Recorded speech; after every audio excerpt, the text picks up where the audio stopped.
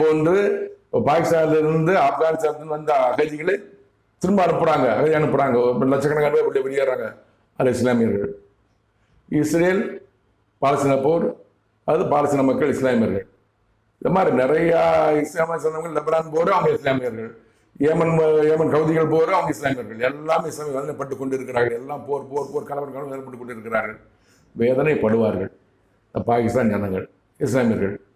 தேவையில்லாம அமைதியா போய்கிட்டு இருந்துச்சு. யாராச்சும் சண்டை போட்டோமா, இதான் என்ன சொல்லியிருக்கேன் நான். அந்த இஸ்ரேல் பாலஸ்தீன போர்ல இஸ்ரேல் ஜனங்க அமைதியா இருந்தாங்க.